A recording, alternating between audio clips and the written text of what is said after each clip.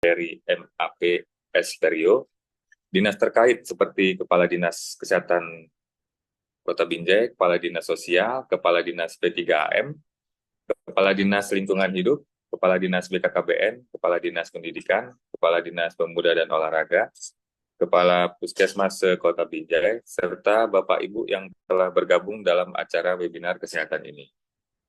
Juga tak lupa kepada narasumber kita, Dr. Budi Andri Ferdian, spesialis anak yang akan berbagi pengetahuan dan wawasan yang ahli di bidangnya. Oke, dengan senang hati kami persilakan Dr. Budi Andri Ferdian, spesialis anak, untuk berbagi ilmu dan pengalaman berharga dengan kita semua. Selamat menyimak. Terima kasih Dokter Bari. Assalamualaikum warahmatullahi wabarakatuh. Selamat pagi semuanya.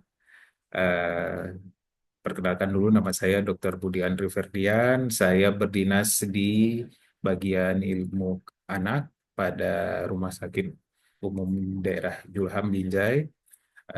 Saya sangat senang hari ini saya dapat sharing ilmu bagaimana penyakit-penyakit yang biasa dialami anak-anak, terutama kita ini sekarang pada eh, me- apa namanya ketiban ya musim hujan, apalagi di Binjai beberapa hari terakhir ini terkena beberapa daerah di Binjai itu terkena masalah banjir.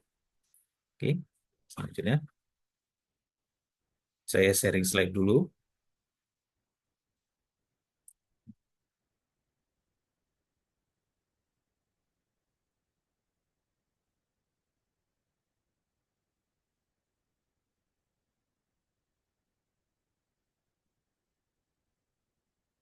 Ya, jadi seperti yang kita tahu, sekitar tanggal beberapa hari yang lalu kita eh, di Kota Binjai itu terkena banjir besar ya. Nah, ini beberapa yang saya dapat dari internet, berita-berita yang menyatakan bahwa Binjai terkena banjir bandang. Nah, di sini ada beberapa perumahan penduduk yang terkena. Nah, ini mungkin di daerah Berngam gambarnya ya. Wah, banjirnya itu lumayan tinggi juga itu sampai pakai pakai perahu. Nah, ini kalau dari penampakan dari atas beberapa daerah di dekat bantaran sungai sungai apa ini ya di Pinji. Ini udah terendam banjir ya. Nah, ini juga udah banjirnya sudah sampai ke betis ya. Jadi karena melihat kondisi Kota Binjai yang juga terkena banjir itu, saya ingin sharing bahwa ada beberapa penyakit yang wajib kita pantau pada anak-anak, terutama akibat pengaruh dari banjir dan cuaca dingin. Dan seperti kita tahu dari BMKG sendiri sudah menyatakan bahwa diperkirakan sampai akhir Januari nanti, mungkin yang mendekati Imlek, ya curah hujan di daerah Sumatera juga agak lebih tinggi curah hujannya. Jadi pengaruh cuaca yang dingin dan lingkungan yang kotor karena banjir itu merupakan kondisi yang eh, bisa menyebabkan timbul beberapa penyakit yang rutin kita jumpai pada musim hujan. Dan pada musim hujan sendiri, hal ini merupakan faktor yang ideal untuk pertumbuhan jamur, bakteri, dan virus. Dan pada yang seperti yang kita tahu bahwa pada anak-anak itu sistem imunnya belum sekuat orang dewasa gitu ya. Dan kemudian anak-anak cenderung belum mengetahui pentingnya menjaga kebersihan, belum mengerti bagaimana cara mencuci tangan yang baik dan membersihkan diri yang baik.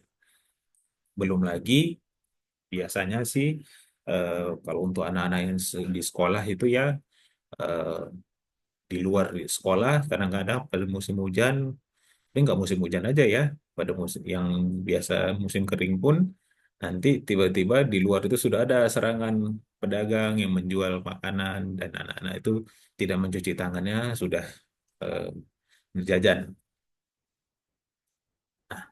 Penyakit yang sering dialami biasanya seperti flu atau selesma.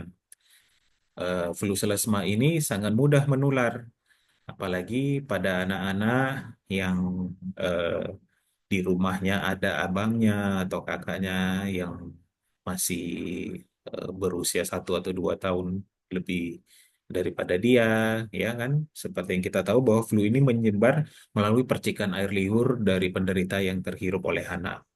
Nah, makanya hati-hati kalau ada seorang anak berdekatan dengan kawan-kawannya atau orang lebih dewasa yang lagi batuk dan flu juga. Gejala-gejalanya biasanya ditemui demam, pusing, nafsu makan menurun, batuk-batuk pilek, mual bisa diikuti dengan mual muntah. Nah, kalau sudah mual muntah, akibatnya nafsu makan anak tersebut berkurang. Kemudian kalau anak yang lebih besar sudah bisa menyatakan badannya pegal-pegal, nyeri otot, sakit kepala, kemudian sakit menelan, ya bisa diikuti juga akhirnya kalau intake makanannya berkurang, akhirnya lesu.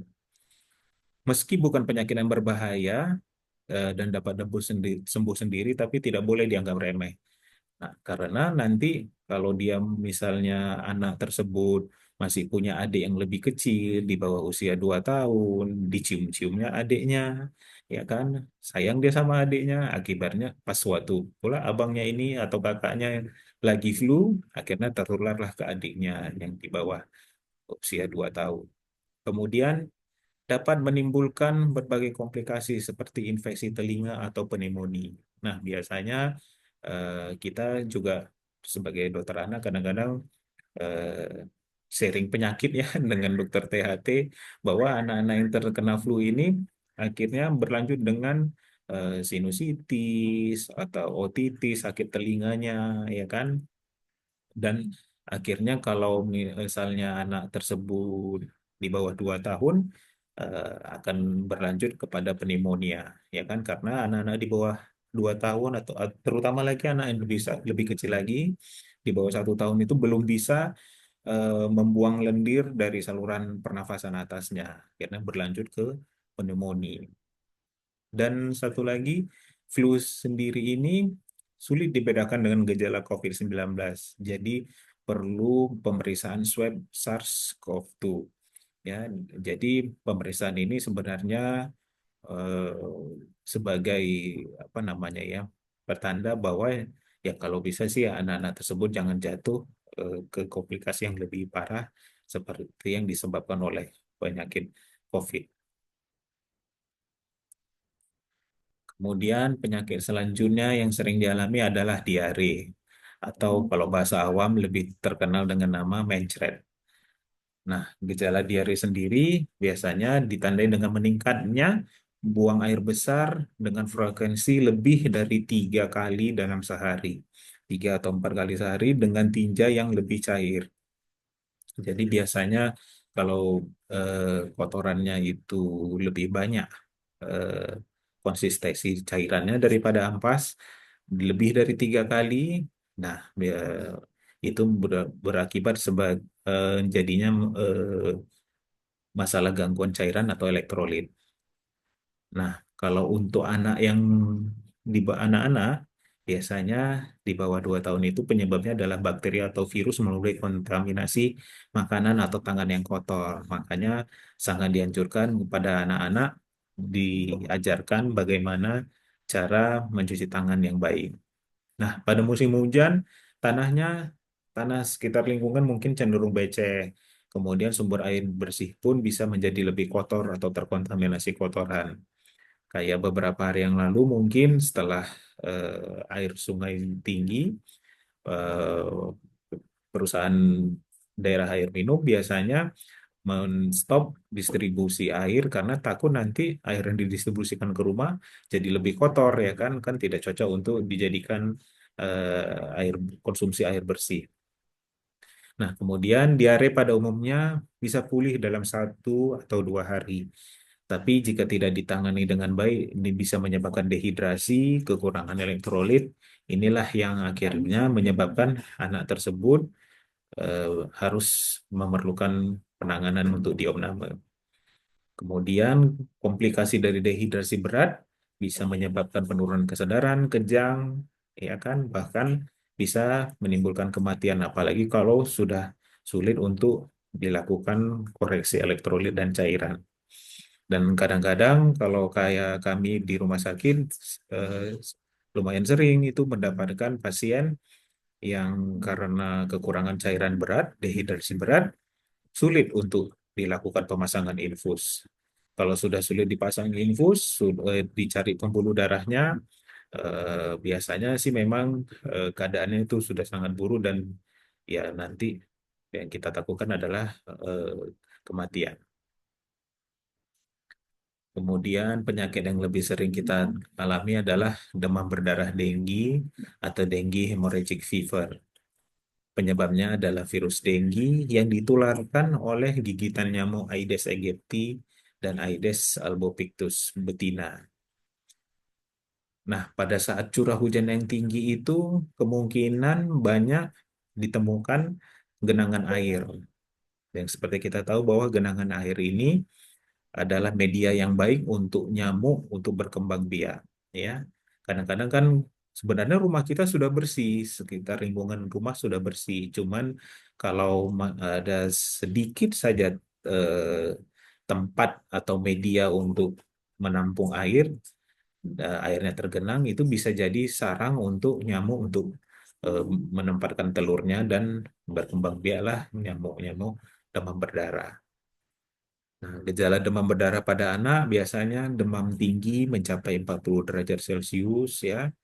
Kemudian bisa diikuti dengan anak juga mengeluhkan sakit kepala, nyeri di belakang mata, nyeri otot ya, mialgia, nyeri tulang sendi, kemudian bintik-bintik merah pada kulit, kemudian mual muntah juga. Nah, kalau sudah mual muntah biasanya di praktek atau di rumah sakit sulit sekali anak-anak tersebut untuk makan dan ini kondisi yang memperparah terjadinya dehidrasi. Komplikasinya adalah shock ya, kekurangan cairan yang berlebihan. Nah, kemudian ada perdarahan. Perdarahannya bisa dari hidung, dari gusi, bisa dari eh, eh, apa namanya buang air besarnya ya berdarah. Nah, kalau udah kondisi-kondisi gini, ini biasanya sangat parah dan dokter juga agak kesulitan gitu untuk menghadapi pasien-pasien dengan kondisi kayak begini. Nah, ini gejala-gejala demam berdarah ya, yang klasik bisa kita temukan pada anak-anak. Seperti yang dilihat di sini, ada muncul ruam-ruam merah ya. Ini untung anaknya kulitnya putih gitu.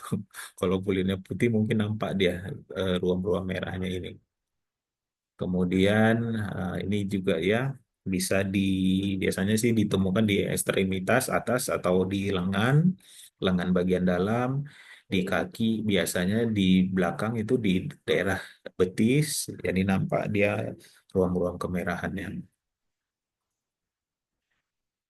Nah, dari Departemen Kesehatan juga sudah mengeluarkan seperti flyer ya, bagaimana eh, kita harus mewaspadai adanya demam berdarah dan bisa kita cegah dengan 3M plus ya.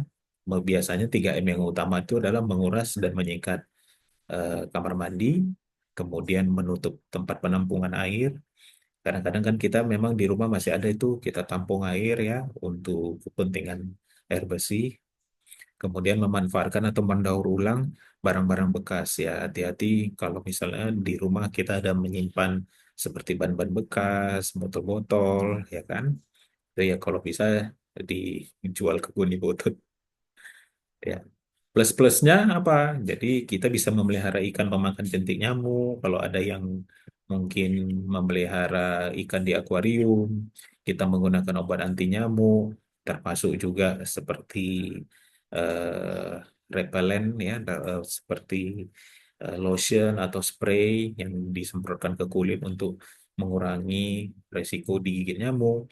Kemudian memasang kawat kasa pada jendela dan ventilasi, gotong royong membersihkan lingkungan, kemudian kemudian meletakkan pakaian